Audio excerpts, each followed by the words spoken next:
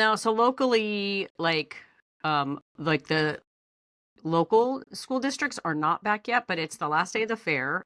All of the people that are like Okay. inland, they're all going Orange back. County So like Fair. Orange County Fair, they're all going back. So I didn't think it was going to be very busy today. Yesterday was busy. Next week they've got like things happening, but it's just Saturday's crazy. Sunday is calm. And yet they still made me work the entire shift. Dang. That's not Could have sent fun. me home early. Well, that's going Should to have be our called in topic sick. today is Yeah. our topic today is going to be back to school. But before we get to that, we got to Sharsie it up. So what are you sharing with me Yeah. today? So I have two little things. First, I do not have a green thumb. I kill most plants, even succulents. However, I had a plumeria, and you break it off, and then you could just grow new plumerias. And so branches broke off. It's a little one. It's not very big. So branches broke off, and I just let it sit there. And it was like dead, like dying. Like it was wrinkly and it was not. And then I have a bunch of stuff in a bucket that I need to throw the whole bucket away. And there's like yuck water in there. Like when it rains, it's just right. Like there's 2 inches of just like It looks rain, like dirt water. It's it looks like sludge. somebody's ashtray that got rained Right. on. Yeah. Well, now there's pretty leaves. Like the plumeria is. So anybody who does not have a green thumb, my suggestion is a plumeria because they will grow in sludge. Yeah. That's the best kind of gardening is when you don't do anything and all of a sudden something grows and you're like, oh, I didn't do a damn thing. And it wasn't look at that. even, it was that, I mean, those Nature. branches were dead, shriveling. And here we go. So my second thing is, the place where I work, there's not a notary there. And I was like, oh, that's weird. Why don't I just go take the class? And then if we ever need a notary, like, then I'll just be the notary here. Like, it's fine. Like, it's no big deal. It's like it's a 6-hour class and you take a test and everything. That shit is hard. Okay. Let me tell you. And it's serious. Like, they're not messing around. It's the law. It is. It is very, so, I don't know if somebody could go to jail based on you passing this test. But it is serious. Just saying. It is serious. But now I have to wait and see. I don't even know. It takes 3 weeks to get the test results back. And honestly, I'm gonna be honest. I don't think I did well. Because I get caught. Well, first of all the questions are different weights. So they're not all just 1 point. Some are right. And then I think like one of them, I'm like, well, it could be any of these 3 answers. It was one of the penalty questions. Well, is this a first offense? Is it a second offense? Is it, do you want the money? Do you want it could be any. So I don't know if all 3 were correct, but they're weighted differently, or if there's really just one. It's, your standard basic government test. So, but you really, really have to know all the penalties and all the things for all of the different levels and all of the, that was, I didn't know it all. But if you were to become an actual notary, you could look all that shit up. It's not like you have to know that right off the top of your head. You're able to look all that stuff up. I mean, yeah, you want to look. I got to know how to write the thing in the little book. And you put time, like, I think you could hand a notary book to anybody and probably get a 85% accuracy on a notary. Right. For somebody who's never, ever even done it. But, I'm sure that because it's legal, it's binding, it's all kinds of crazy things. So I don't know. In 3 weeks, we'll find out. And if you can take the test again. You don't have to wait or anything. You have to think that there are notaries out there that barely passed. I mean, 100%, or failed 3 times and then finally just like passed. Somewhere in the world is the worst doctor. Right. I mean, process of elimination. Who did that joke? I don't even remember. I don't either. But yeah, so nonetheless, in 3 weeks, I'll let you know if I passed or not. Okay. And if I didn't, then I'll take it in 4 weeks. I'll be taking the class or taking the test again. Yeah. I'm just gonna study the things that I struggled with. Well, speaking of plants, I don't have a green thumb either, but I try. And I was at Lowe's getting stuff to repot my orchids, which miraculously are doing really well. Wow, and the orchids are tough. I know, freaking orchids. I've killed an orchid. And I was looking at the succulents because I had a little tiny, cute little pot that I needed something for. And this lady's like, check out this cactus. It's called a split cactus, but I don't know what the technical name is. And it looks like a butt that's like split. And I'm like, that's adorable. So I got it, put it in the pot. It was doing fine. And I just happened to check on it a couple of days ago. And I'm like, oh, that doesn't look good. Like it looked like I barely touched it and it went poof, and like deflated. I was like, oh. Aww. And I thought, did I overwater it? Did I underwater it? And I barely like kind of touched it in the pot and it just like turned to a pile of mush. I'm like, okay, well, we're done with that. Bye-bye. Okay. So I get it with the, I have a Christmas cactus that's doing well. I've got orchids that I repotted that are doing well. I watched a video. I did everything right.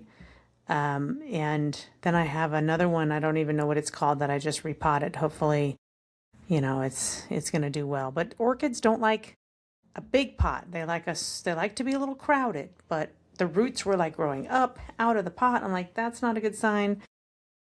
So we'll see. I have a marigold that's doing amazing. I have a basil plant that's going off the rails. I have a citronella plant that's that one. That's a working plant. I'm like, you better keep those mosquitoes away. You got a job to do out there. So we have a tomato plant that we thought was dead. We stopped watering it. We're like, it's done. It came back to life, and it's got like tomatoes on it. We're like, I guess we should start watering. I guess we're eating tomatoes. Anyways. Yeah, I don't want to. I have to care for myself. I don't want to care for anything else. Yeah. I'm too much. You need low maintenance. If you're gonna have plants, they gotta be low maintenance. I don't even want plants. I don't because then when they die, I feel bad that I killed them.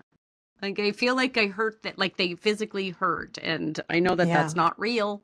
So well, I mean, they're plants, They have a life cycle. And every now and then, right? Like you'll see something on Instagram or TikTok or whatever, and it's like one of those like indoor hydroponic whatever thing, and I'm like, oh my God, I could have all my own lettuce and all my own, and I'm like, you're gonna don't save the $200. Don't. You know what's gonna happen? That's a whole system in itself. No, you're better off. I'm gonna with fuck dirt. it up. I'm gonna fuck it up. Then you just water it and like check on it, and if it dies, all right, just. I have a mulch pile that I created, like for all of like the, stuff that only goes for so long and then you chuck it. And I'm waiting for like some kind of alien mutant something to grow out of there. Like that's just a combination of every dead plant that I've ever had. It's like my plumeria just growing out of the sludge. Exactly. I'm a little terrified.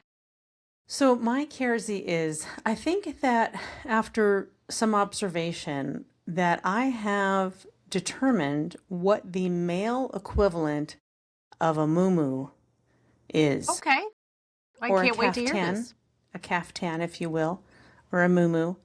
Now I come home from work and it's, I want everything off and I'll just throw on like a little, I don't know. I think it's more of like a beach cover up than anything until I'm ready to take my shower and get in my jammies and go to bed. I'm pretty sure that the male equivalent of that is overalls.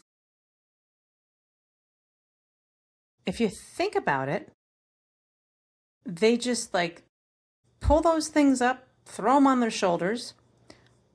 After one initial adjustment, there's really no adjusting to be done. They just seem awfully uncomfortable. Underwear is optional, I think, in the overall world, because nobody can tell. You're basically just wearing a t-shirt underneath, or maybe not even that. And again, I'm basing this on observation, so you can have the visual on that. But that's the closest I can come to the equivalent of a Moomoo is overalls. Okay. All right. Overalls are just uncomfortable. It's just a lot of work too. Unhook it. It's like taking everything on and off and on and off. But it's kind of like you just pull them on, slap those things on your shoulder, and you go. Okay. There's no Well, belt involved. That's the main thing. There's no belt involved. There's no, and there's not like, and usually there's not a whole lot of like zippers and buttons, except maybe like one little button on the side. Right. Okay. And not even that. All right. Well. Yeah. And you don't really have to do the hook. Like you can just let it fold over.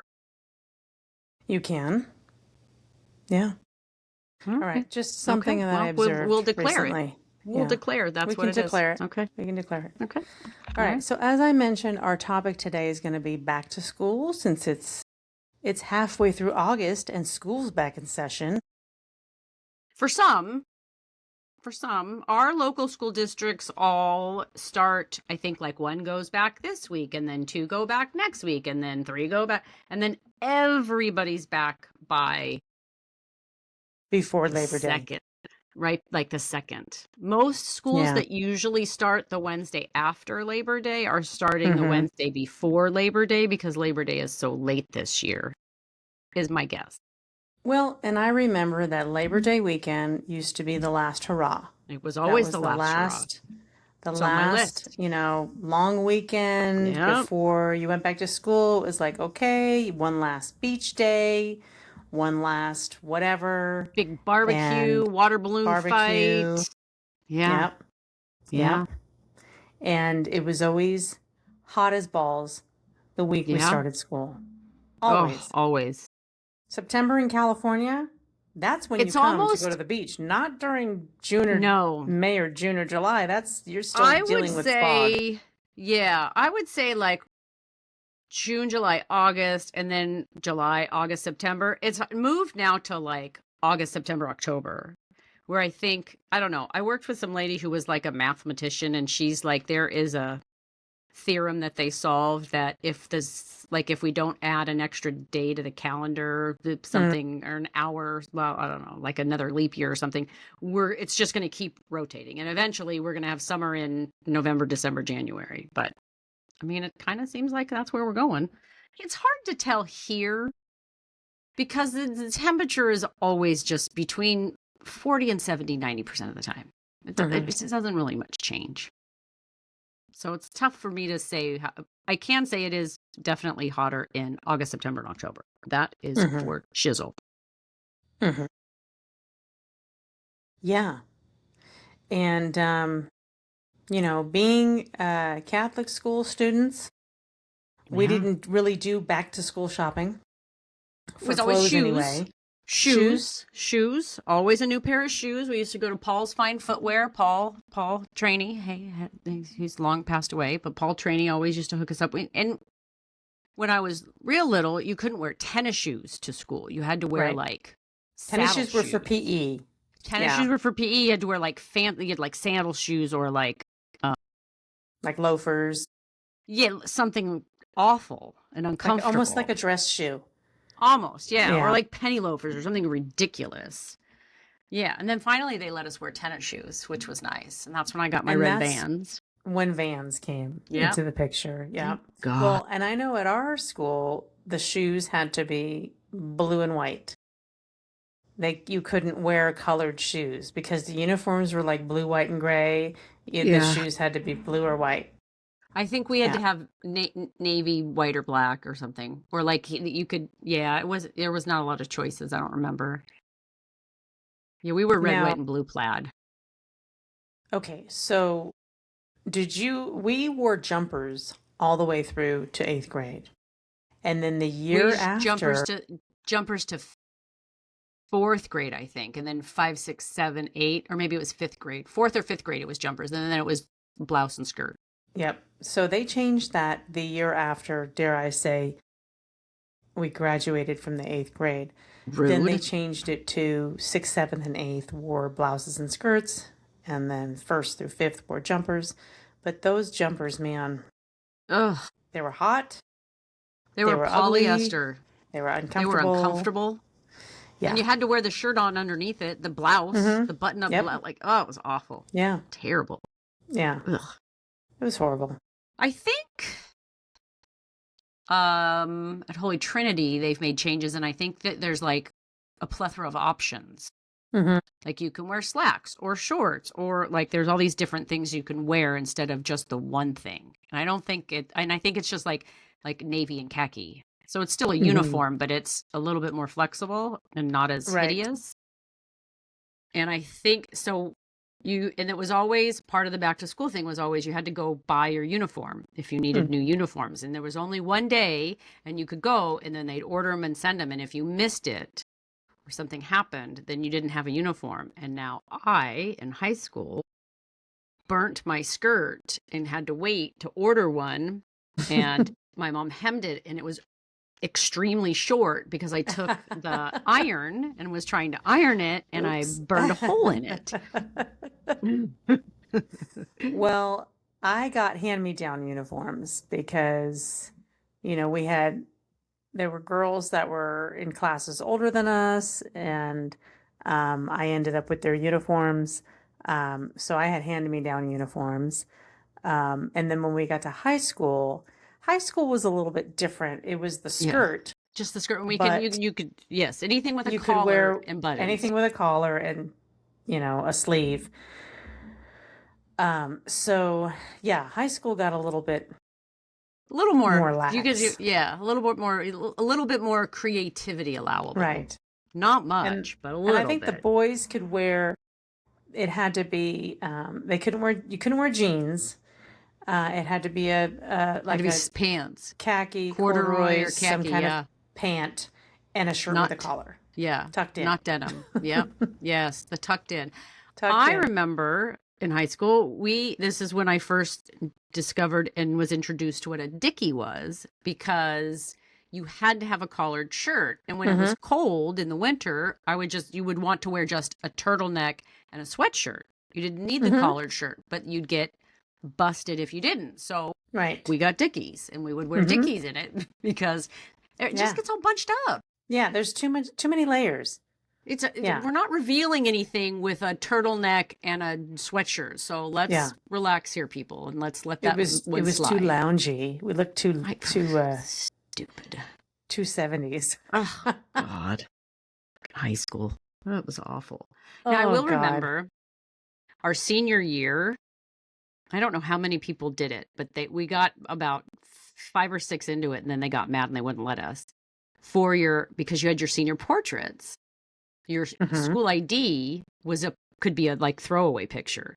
So we had like red and yellow Hawaiian print shirt and like fake glasses that were like crooked, and like we'd put our hair in there. I think 4 or 5 of us, like we swapped that shirt out and we'd like, here, take the glass. And we just like dressed like idiots for. Like, why not? I think you should encourage that and let them. If you want to look like a goofball for your ID picture because it's not going in the year, but it doesn't count for anything other than your student ID, have at it. Let them go. Let the 8th graders, let the high schoolers. I vaguely remember that. But I was not part of it. Yeah, they saw us taking. Oh. Yeah, it was like there was like 4th or 5th person in, and they saw us swapping shirts, and they go, "Okay, no more of that. Or you can't do that anymore." And I'm like, fun suckers. Well, and the big thing on senior portrait day was you just wore it from the top up, Yeah, you didn't wear a whole fancy dress shirt or a whole suit, the guys. So you see these guys in like a shirt and tie and a blazer and like their trunks because they were on their way to the beach, their flip flops. So yeah. Now I remember a new lunchbox when I was real little. That was a big deal. Getting a new lunchbox. Wanting to make sure you had the right one. Started with the metal ones. Oh, and then if you had like a thermos and then you could bring your soup. That was a big deal. Having a good lunchbox and a good soup thermos. So the school that we went to in New Jersey, shout out St. Dominic's, they had hot lunch. And so at the beginning of the week, we had hot lunch too.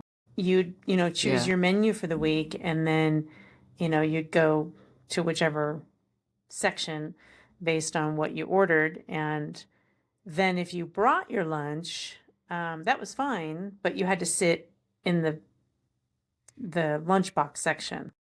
And I think for a while... That's segregation. I know, right? I did have this really cool pink lunchbox, and I was like, I'm going to, bring my lunch to Be school. strutting with that lunch. Yeah, strutting with my lunchbox. But I do remember that you could have like whatever the hot lunch was, or soup and sandwich, and it was like a ham and cheese or peanut butter and Yep. jelly and like chicken noodle or tomato, whatever. So yeah, we did have hot lunch. On the day they had hamburgers as hot lunch, you could get it plain mustard or with goop. And goop was basically Thousand Island dressing. I always got a hamburger with goop. And they called it goop. They didn't call it dressing or whatever, right? Like if you called it something ridiculous, kids might not eat it. So they called it goop. And people would eat the hamburger. Oh, those were awful. So then when we got to California, it was hot lunch only like maybe once a month they did that. And it was hamburgers and hot dogs. And you had to ahead of time say how many hamburgers, how many hot dogs, and then I think you got like chips, and that was it. That was it. So you could always buy like a juice or a milk too. But and see, once we got to California, we didn't have that. Everybody brought their own lunches, and then there was milk. They handed out milk to everybody. And then you could buy ice cream. You could buy a fudgicle or a push-up for 10 cents. A popsicle. Yeah. But that was it. Everybody brought their lunch. We had our little lunch towels that you put on your desk. And then somebody got the brilliant idea. We have this pavilion outside. Why don't we just make all the kids go outside and eat lunch? Okay. We had a full cafe. Yeah, we had a full auditorium cafeteria. That's where we all ate lunch. That's great, but it was all open on every side. It was just a roof covering. So when it was like 50 degrees out, not so fun out there. No. So yeah. So lunches were, and I mean, I don't know what your basic lunch was that you brought to school, but mine was a sandwich. Bologna sandwich, some kind of chips. Sandwich, chip, yeah. And this was the Capri Sun era. Yep. Oh, God, you could never get that stupid straw in it. So we had Capri Suns. Yeah. But now, now it's like you can't even bring a peanut butter and jelly sandwich to school. Now, when my kids... someone might breathe peanuts and have a fake allergy It has a clearance. My kids were like the Lunchables were like a big deal with that was like the beginning of Lunchables for my kids. So, oh God, those things we had cheese and nasty. Crackers. Oh yeah, the little thing. You pull the thing stick back, and it had the little red plastic, and you'd. I would just eat the crackers and throw the cheese away because that stuff was nasty. I was not a fan of peanut butter, so then they had peanut butter and crackers. Yeah. Or you got the actual peanut butter crackers, those orange ones. Yes, with the peanut butter in the middle. Great. Oh, okay. We're gonna bark. What's he so excited about? Something's happening. I don't know. So, anyways, they were the orange crackers with the peanut butter. But I hated those. So for me, it was only cheese and crackers because I wasn't a fan of peanut butter. I also remember a haircut. Like your before school haircut was also a very big deal. That was and my mom used to go to the beauty salon every 2 weeks to get her hair colored and curled and done whatever. And so when it came to be school, I would get to go and I would get my hair washed and a haircut. And I thought I was in heaven. Oh yeah. We went to the barber until I was about in 6th grade. And then I was like, I need like my hair styled. Yeah. I want to get my hair styled, not just. I need a Farrah Fawcett, and the barber doesn't know how to do that. I need a Dorothy Hamill and then a Farrah. Yep, exactly. How about school supplies? Yeah. Yeah. A Trapper Keeper. That was the big one. The Trapper Keeper and the Peachy folders. So the predecessor to the Trapper Keeper, though, was the blue, I don't know if you'd call it a denim, like a weird blue coated binder. I don't remember that. It was a weird texture. Everybody had the blue binder that you put all your things in. And when you tried to write on it, it was It had like texture to it. So it wasn't smooth. No. Yeah. Wasn't smooth. But yeah, then came the Trapper Keeper, of course, the Peachy folders. Yep. I also remember like the first day of school, you'd get all your books and you have to bring all your books home and then you'd have to get them covered. And book covers for us were like, you take the grocery bag and you turn it inside out and then you cover it and tape it. Yeah. Yeah. Book covers. Yeah. Just why are we book covering? Like why? Because we could not we can't not doodle on them, but those books had to last the ages. Oh, forever. They had to last the ages. So you had to cover them so they wouldn't get dirty or get food on them when you're doing your homework or get also messed up. It was also super cool if you got like the book from like the previous year and you look through it and you see whose it was before and it was like one of the cool kids and you're like, oh my God, I got so-and-so's book. It's like stupid. And all the answers were circled. I know, right? That would be great. Yep. That was really good. And they try to like erase them, but it didn't work. And of course, your pencil bag. Yes. Or your pencil box, which was my kids had pencil boxes, not bags. We had like the plastic Ziploc bags that were thick plastic. Mm-hmm. Yeah. My new pencil. Loved a new pencil. New pencils, new markers. Now, you'd have a list that you'd have to get. Yeah. Well, it's still the same thing now. When my brother was, I think in like 2nd or 3rd grade, he had this, like, he would just steal erasers. There's a whole thing. Like, if he saw an eraser anywhere, he'd take it. And, like, there was a discovery somewhere with, like, a whole, like, drawer full of erasers. Because when you'd get the pencil with the eraser, undoubtedly the eraser would break off of it. So then you could get the eraser that goes over that.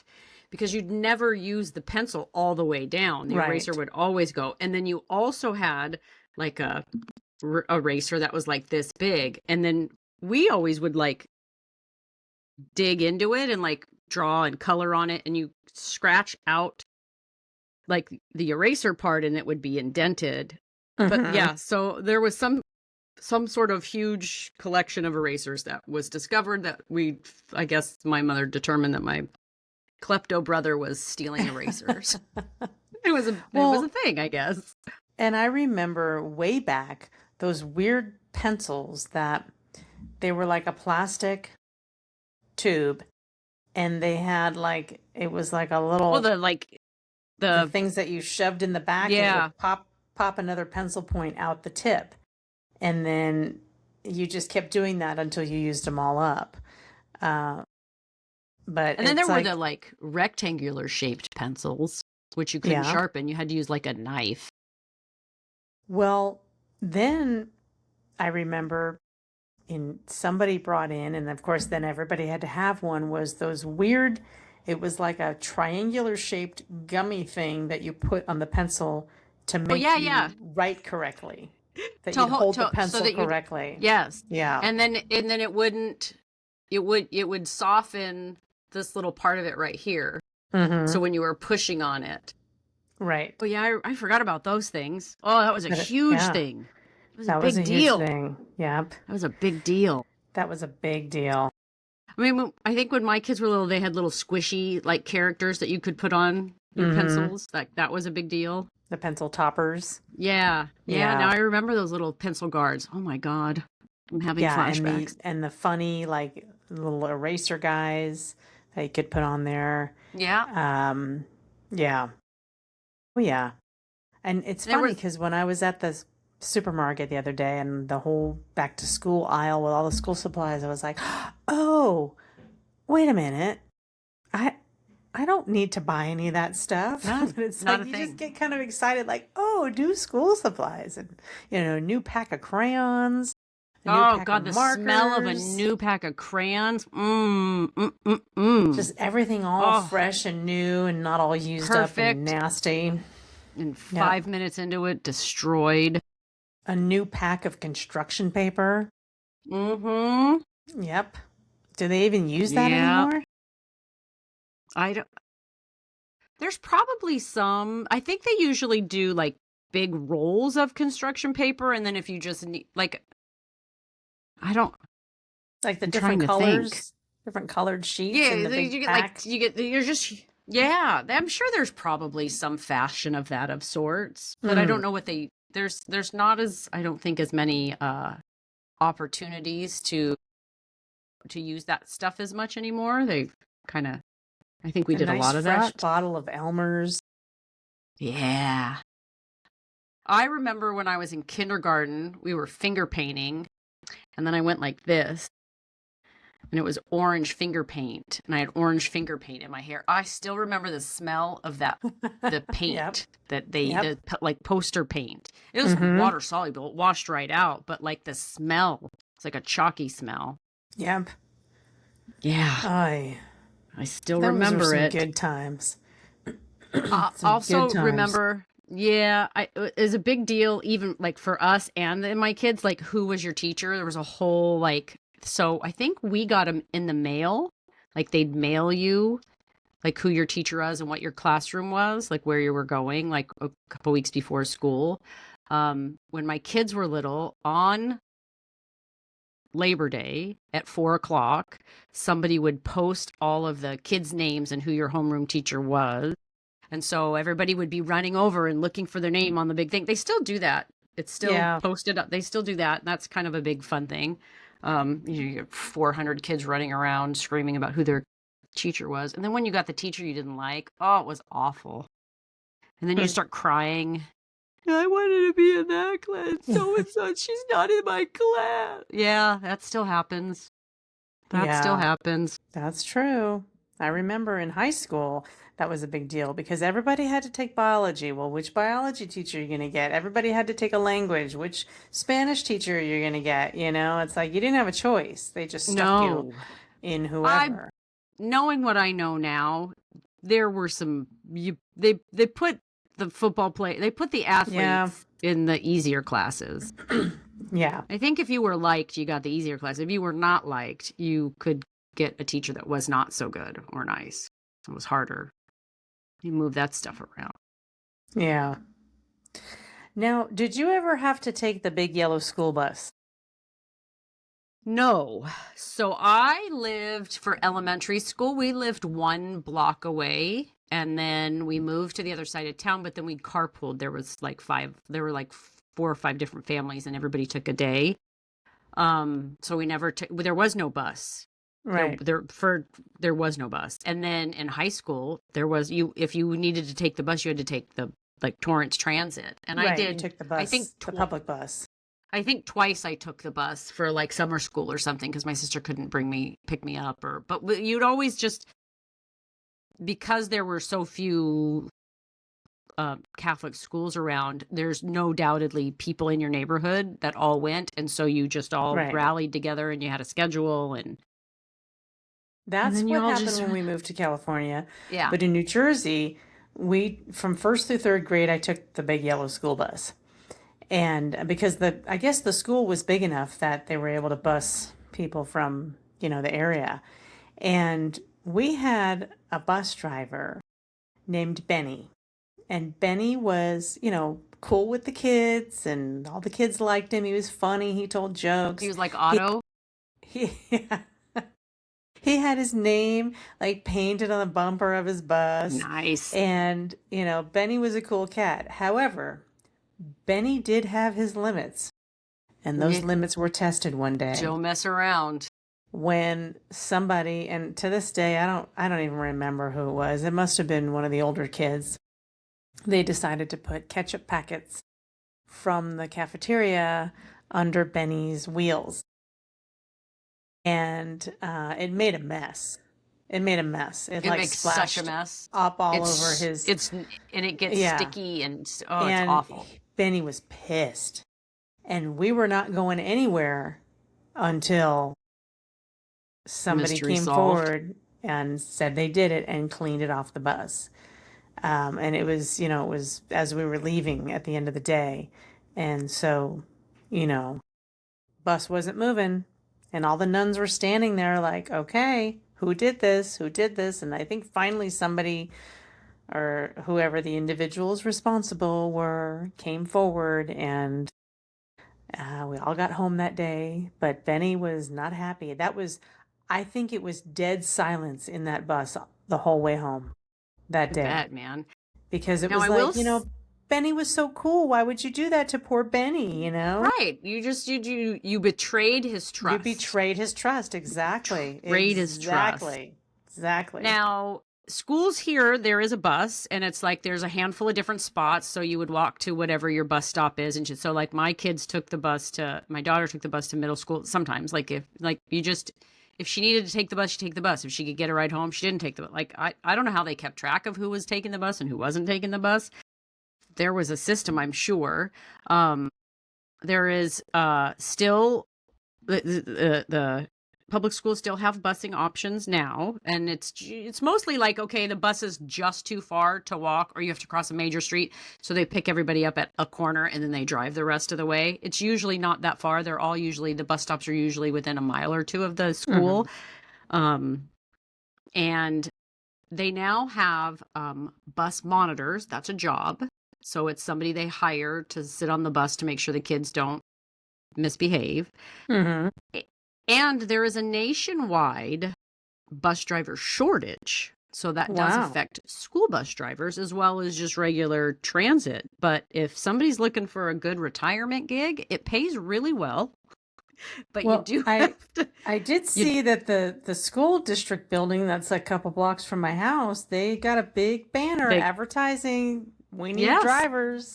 Yes, every school district in the United States has that same banner. You're going to have the problem passing the drug testing in this area, but they need drivers. That is one of the biggest problems is that it's when you decide to become a school bus driver here in California. I don't know how it is everywhere, but you are subjected to random drug tests, and you don't know. It is purely random. And you have if they draw your name, you have 45 minutes to go do it. And if you don't make the cutoff, you're suspended for there's this whole process. Yeah. And oftentimes somebody will have, and somebody decides on a Friday night, they want to, relax. Does that mean on Tuesday they're not able to drive a bus? I don't know. I'm not exactly. I don't know. But you could go get hammered all weekend long and still. So and you're fine. Yeah. Now I did have a proud moment. We harp on traffic violations and habits and things a lot on this podcast. But I was coming back from the grocery store the other afternoon, and there was a school bus dropping kids off at the apartment complex across from the grocery store. You want to know what the most expensive? Proud to say, all the traffic was stopped. And I think the main reason was because there was a fire truck, right at the beginning of everybody. He stopped first. Both lanes, both directions stopped. We were dead stopped. And I'm like, that made my heart feel good. That is the most expensive ticket you can get for just a one time. It's in here, I think it's $900 for the fine.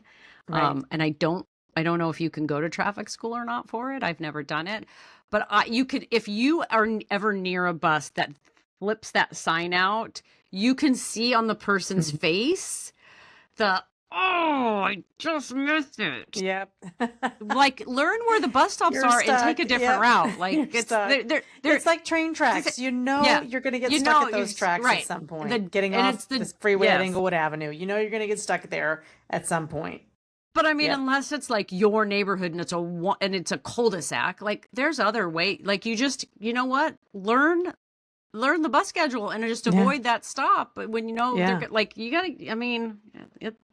Yeah. I was very proud though. Very proud. I love that.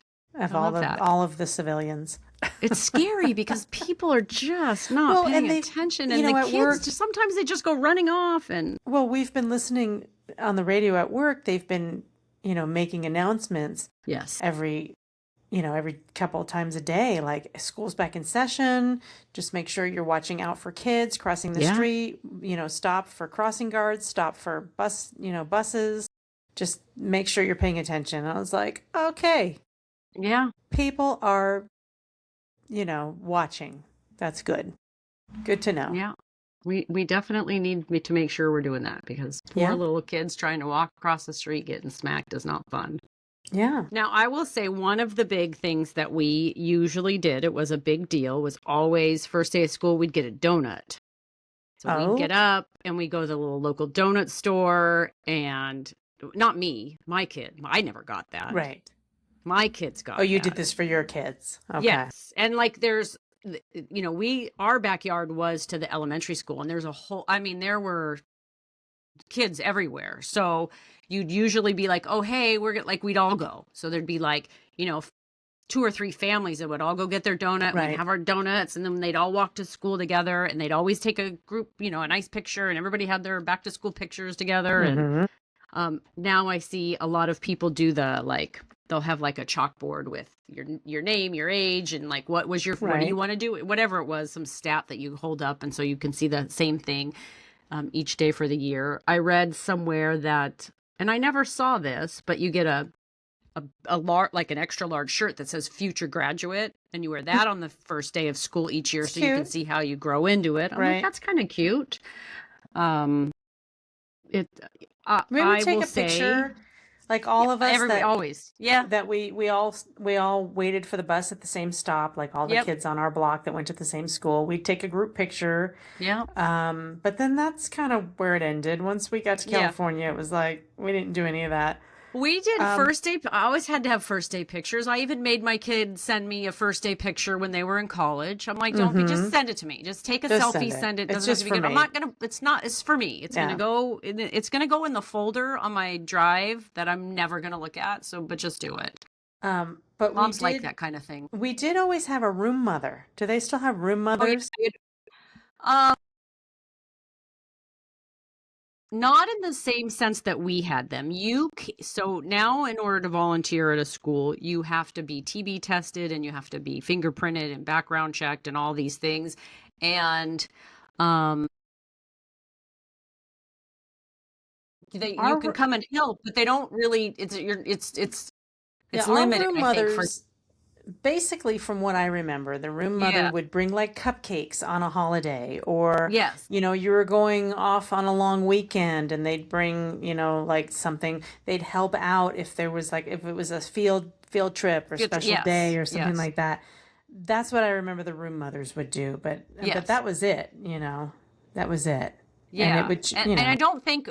You have most. I don't think we had PTAs the same way they were now, and so the PTA collectively does a lot of that, because it's not usually, there's not a lot that's like individual classrooms doing big things. It's usually the whole school. So doesn't matter that, the kindergarten class doesn't have a mom volunteering. There's 50 other volunteers, and that's a fairly affluent area, that the school districts around here. So we do have a lot of parents that don't work, so they're able to help out.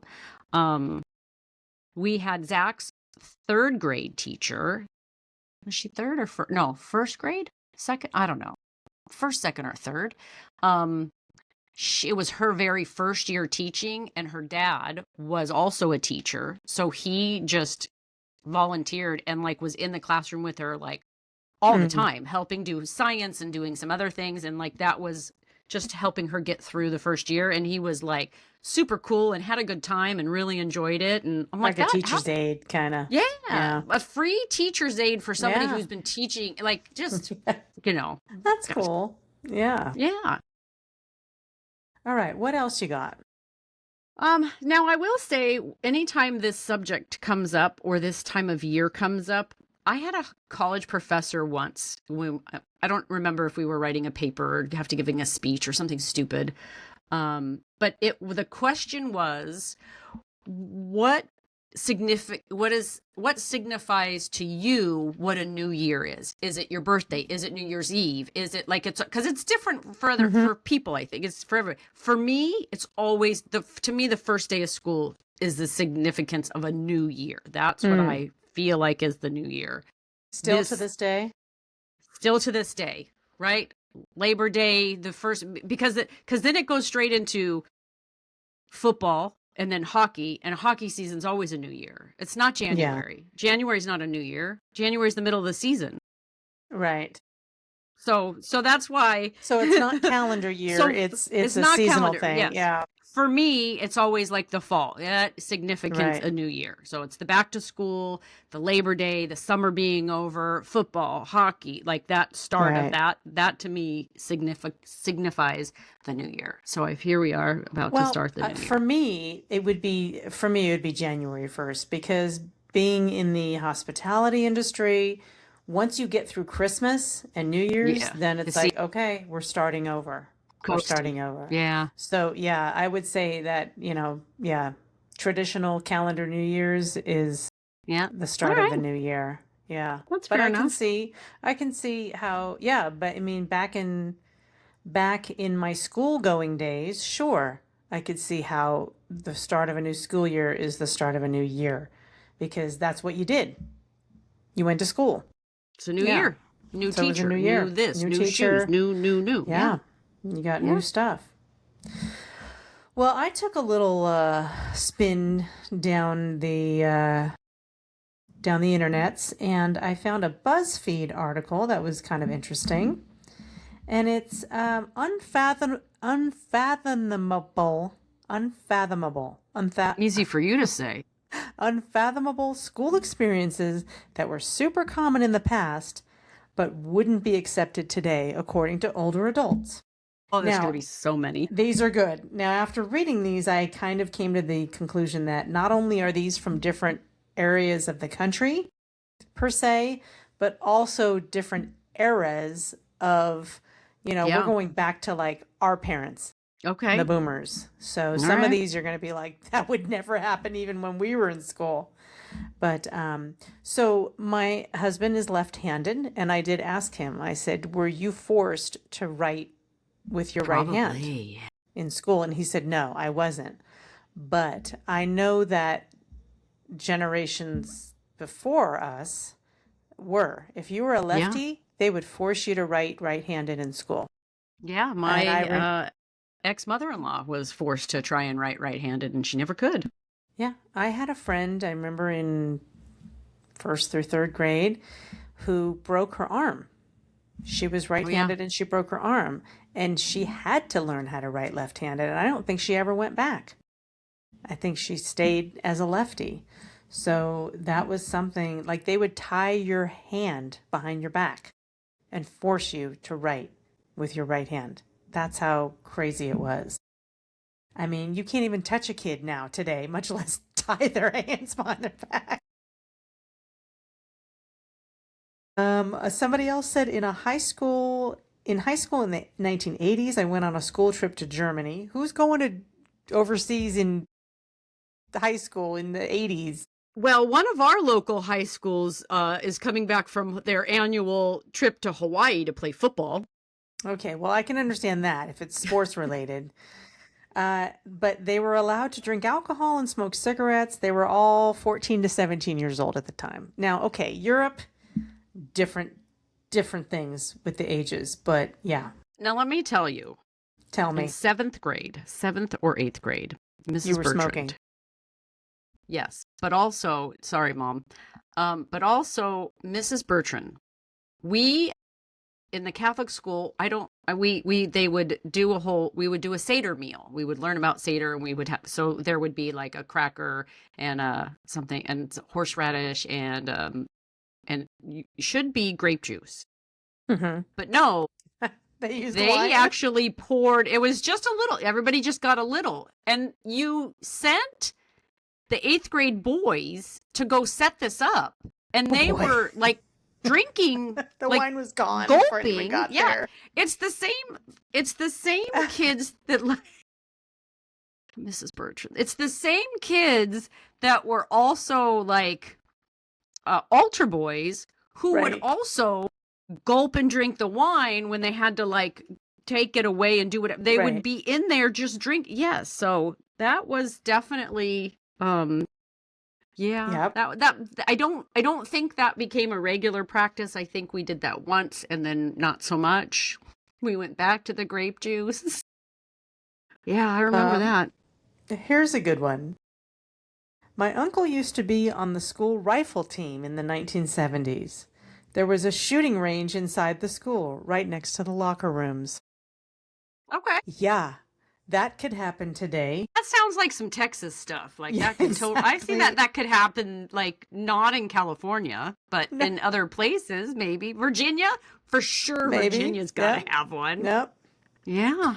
Okay. In middle school, if we Hispanics spoke Spanish in the hall patrols gave us a ticket, and we'd have to stay after school in detention.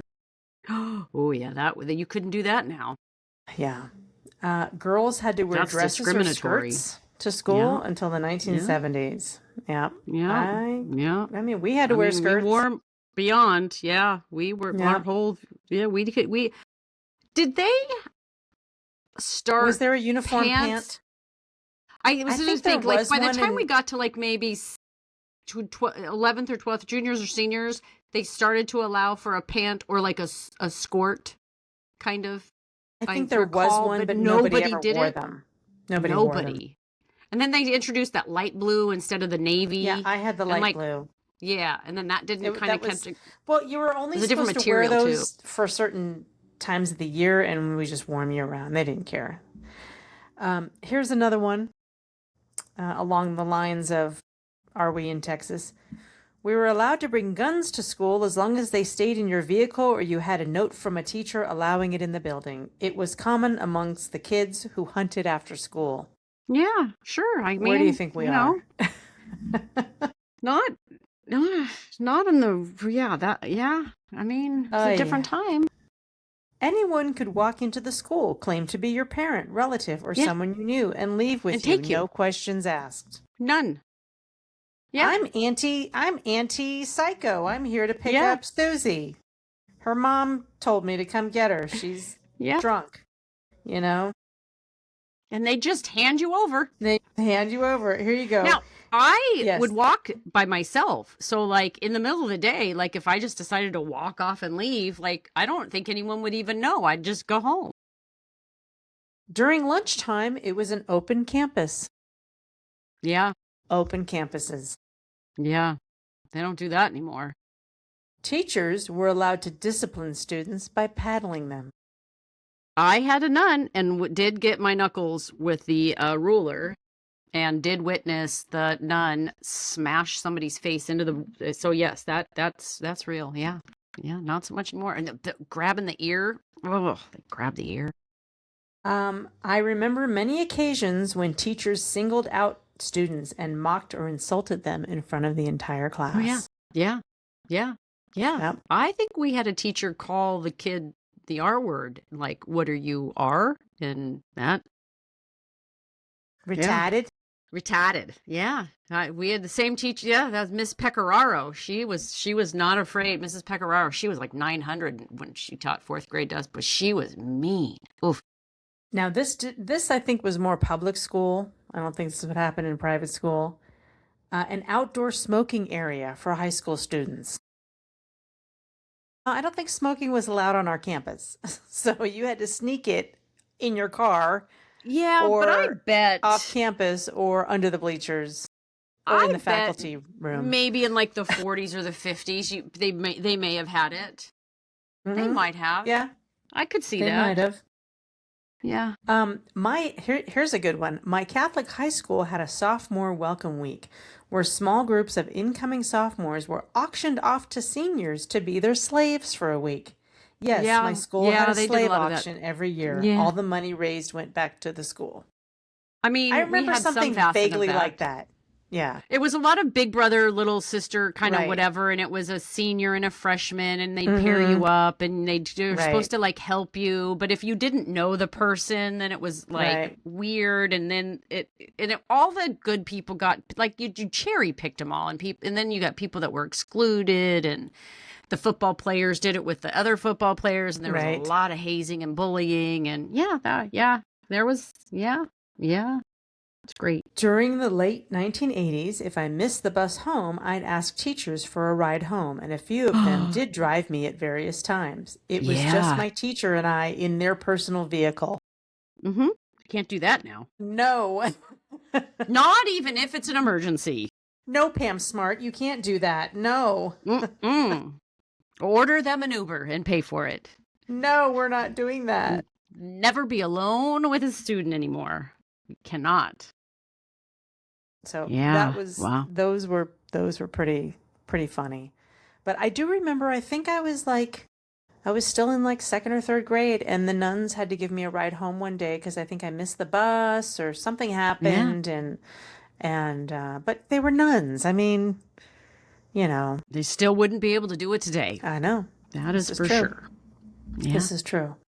So, yeah, back to school. Now, no discussion of back to school would be complete if we didn't mention the classic 1980s Rodney Dangerfield movie. Oh, so Back good. to School.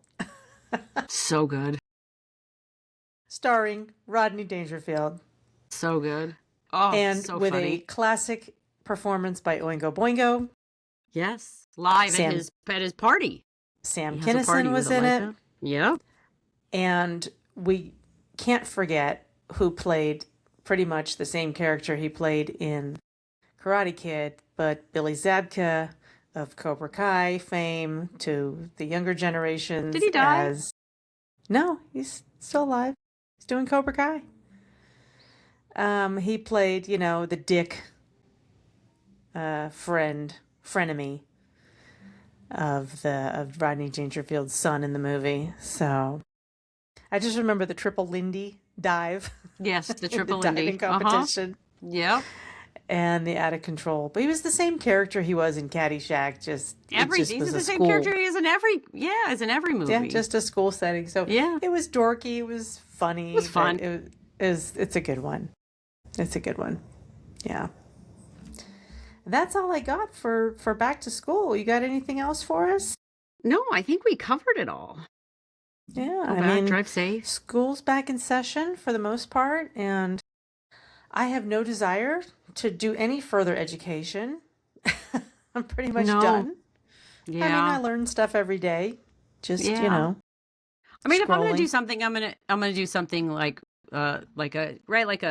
something at like maybe the Parks and Rec, like a that Zach took like a ceramics class or something fun. Just something fun.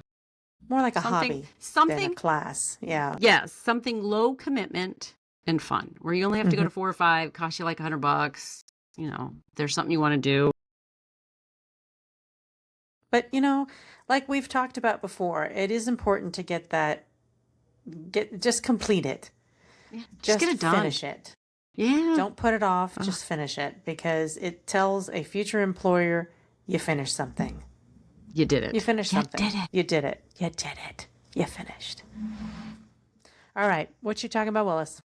Well, I was wondering what are today's kids calling ditching? Like we just called it ditch, like you're just ditching. Hooky, playing hooky was another word for it. That was probably a little truancy. Little previous. Yeah, truancy. And so it looks like other words for dip, bounce, bail. Those are kind of some of the words that the children are using. The children. But I think ditch was the one that we used the most. Yeah. I think, didn't we have a senior ditch day? It was the day after. Yeah, wait, there's senior ditch day. Every the school still have a senior ditch day. Yeah. I don't think it's like on the calendar, and I don't think I think it's just kind of happens now. Right. Where the majority of the seniors just don't show up on a specific day. Right. Senior pranks were also still pretty the big. One that I remember in high school was that, and it wasn't even a prank because everybody knew it was fake, but they'd say, "Oh, do you know where the swimming pool is? Well, it's on the top of the gym." Yeah. And it would be like, "Oh, how many kids did you see walking around saying, 'How do I get to the top of the gym where the swimming pool is?'" Yeah. No one. Yes. Nobody. Yeah. Now that kind of became like an urban legend at school. Yeah. I had Yeah. older siblings, so they just told me, if somebody says this to you, like, don't believe them. Right. That's not real. Yeah. I'm like, okay, like, how would you know if you didn't know? I guess. I Yeah. don't know.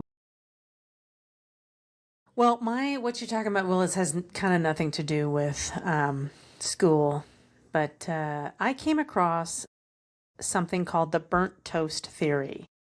Do you know what the burnt toast theory is? Is that the coffee burnt toast, whatever, and you got to pick your number? No? No.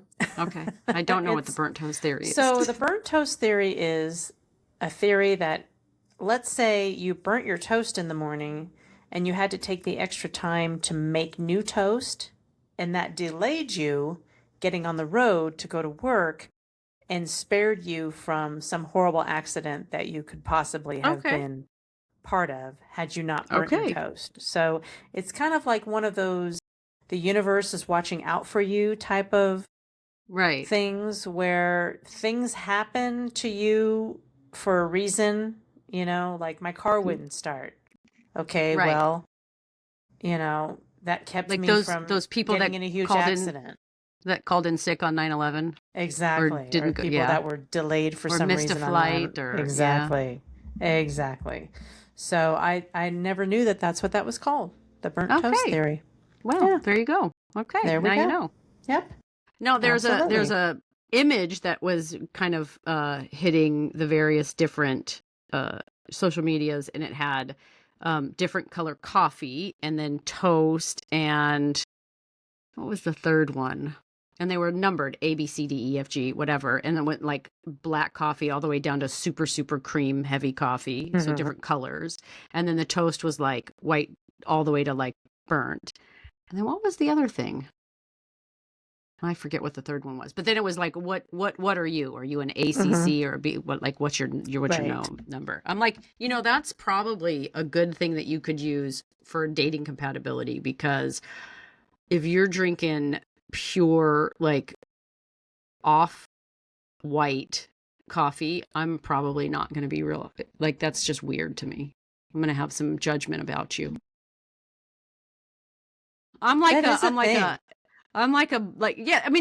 These are just, I don't think they're indications of anything else other than there's some pretty compatibility types of things. Yeah. How do you like your toast? How do you like your coffee? I don't know. Anyways, I forget what the third one is. Well, yeah, what would the third one be? There's coffee, there's toast, there's eggs. How do you like your eggs? It wasn't, no. All right, well, that's all I got today. I would like to thank the 20 subscribers that we have on our YouTube channel. Yeah, we're up to 20 now. PC. And the 600 followers on the Tickety Talks, the 60 followers on Instagram. Yeah, and thanks. The weirdos on Facebook. Gotta love you all. We hope to keep entertaining. Yeah. So we're just going to keep on going as long as we can just keep on going. Keep on going. Keep on trucking. All right. Keep on trucking, Spaz. Peace out, everybody. All right. Bye.